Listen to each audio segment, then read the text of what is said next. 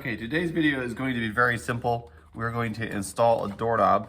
I'm guessing that you've probably never wondered how to install a doorknob, but there is a chance, since you're watching this video, that you don't know how and you're Googling it. So if that's the case, watch along and we'll get this thing installed. When you open your doorknob kit, this is what's going to be in it. It's usually able to open it by hand, but you could use scissors, razor knife, whatever. Okay, you open it up like so, and then it comes with the two knobs. One's an inside knob, one's an outside knob. The way you can tell is because they usually put the screws on the inside of the door. That way someone can't take it off from the outside. But this one isn't as important because there's no lock on either side, because this is a closet door handle. If you were putting in like a bathroom lock or a bedroom lock where there's actually a lock on the little knobs, then you're going to put the locking side inside and the key side outside. And then it'll come with a latch. Real simple. This is a mechanism that when you turn your knob, it pushes this in and allows you to open and close your door. And then I'll show you what the taper for is on this when we get there. And then down the bottom, there's going to be one of these doohickeys. This is just in case you have a door that doesn't have a cutout for the end of this thing. So if it doesn't have this shape, you can pop that off by taking a screwdriver and putting it right behind there and prying it, and this will pop off and the sleeve will slide back.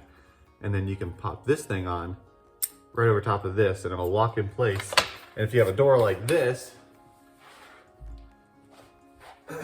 you'll see that it has the square already cut out. But if this square wasn't here and just had this round hole, then we'd use that adapter and use it to keep it in place. And then the last two things that it comes with, or it should have, there we go, is the striker plate. So this is what goes screwed to the door jamb. And then when the latch swings into it from this direction, it'll lock it in place. And so we'll show you how to install that. And then the last piece to the puzzle are the screws. So there's two screws, two threaded, let's see, I have mechanical thread, I guess they call it, for screwing this together. And then they have some wood threaded screws to hold the plates onto the door jamb, and then the plate onto the door itself. So let's go put it in. Okay, you basically only need one tool to install a door handle, and that is the screwdriver. This one is an adjustable screwdriver, so I can flip it around and go from Phillips to flat or all the other combinations inside the handle. But we're only going to be using flat on the screwdriver today because I'm going to be using the Phillips on my impact here. You don't have to have an impact, you can use a drill or something else. But so the first thing we're going to install is the striker, or the latch, I guess I would say. So we're going to put that in real quick. It's just a matter of putting two screws in those holes with the beveled side headed towards the door. That way when it strikes plate, it will close. And then when you open it, it will open. So with the beveled side facing inside, or whichever way the door swings in, you take your two screws and put them in the end there. For the most part, every door is just as simple as sticking this in the hole and then putting your screws in to secure it there. But as I did this one, this door is all messed up, like I mentioned in the door installation video, if you watched that one. They also did not router out this door slot right here to be big enough to receive this. And so when I push it in and tighten it, you can see that the metal is sticking out there. It needs to be flush. So I'm gonna go get a chisel or a razor knife, and I'm going to carve out around this on the outside so it sits nice and flush on the inside. Some doors don't even have this in there, and you'll have to make it your own, so this will kind of give you maybe an education on that as well. The way we're going to fix this latch issue is we're going to put the latch in there, and we're going to take a pencil and we're going to mark around the perimeter of it so we can tell the size that we need to trim it to. So I'm going to take a pencil. There's not going to be much, so we will get it done now. So anyways, as you'll see, or can't see, there's a dark line around the outside that I need to trim.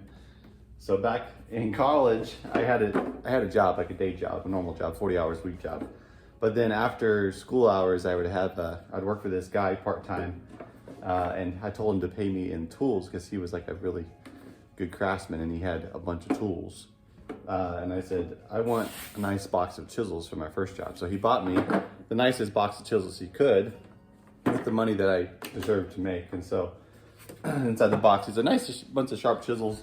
But if you don't have a whole bunch of sharp, beautiful chisels like this, just pick maybe a 1/2-inch chisel, or you can use a razor knife like I was going to use as well. And then you'll take your hammer and clean up around it, just like so.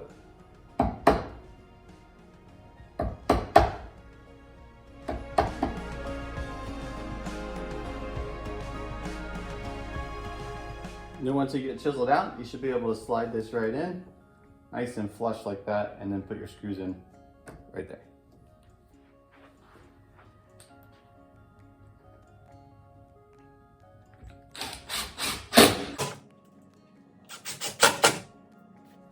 Okay, next step is to grab your doorknobs and then take this side, which has the little bars that the threaded screws go into, and you go from the outside, and it has a little crescent shape on it, so you slide it with the crescent shape in here. Just like so, and you stick this one in from the back. Also has a crescent shape in there. You line that up, and then you spin your little thing to where your screws align, and you stick these in here, and you find the threaded side of the other knob, and you screw them in.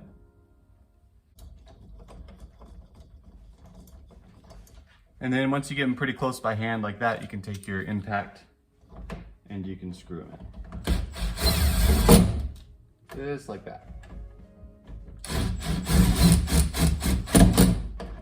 Now you don't want it over tight because you'll make the mechanisms inside really stiff, but you want it strong enough to where the knob doesn't move around. So now that we've got that done, this is how it works. You just turn the knob in and out, and then when you close the door, it'll latch. But now we have to put a little striker plate in there, so let's do that. The striker plate is pretty easy actually. So you just take this and you stick it in the pre-made slot. Again, if the slot isn't made, just like that one wouldn't have been, you just take your pencil and wherever that striker lands, you want to make a mark, and then you could trace this around to where it would be, and then you can put it in. So this one already has it and it actually fits, so I'm excited. So I'm gonna take my other 2 screws that came in that bag, and I'm gonna try to stick them in the center of these holes.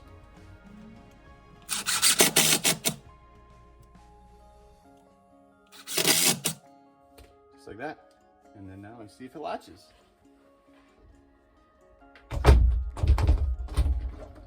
Which it does.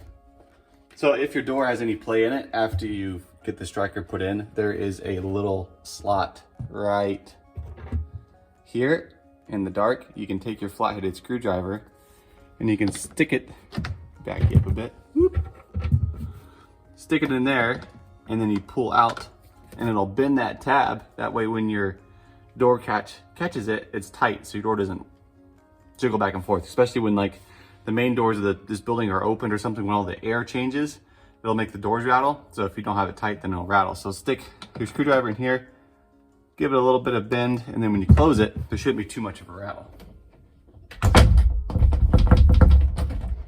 There's a little bit there, but that's actually pretty good. I'll bend it a tiny bit more. We're good to go. So there you go. There is a basic explanation on how to install a doorknob. I hope you enjoyed watching, and I hope I was informative. If there's any questions you have about doorknobs or comments, because I'm sure there's people who have installed more doorknobs than me, even though I installed quite a couple hundred, I'm sure. Let me know. Give me a comment.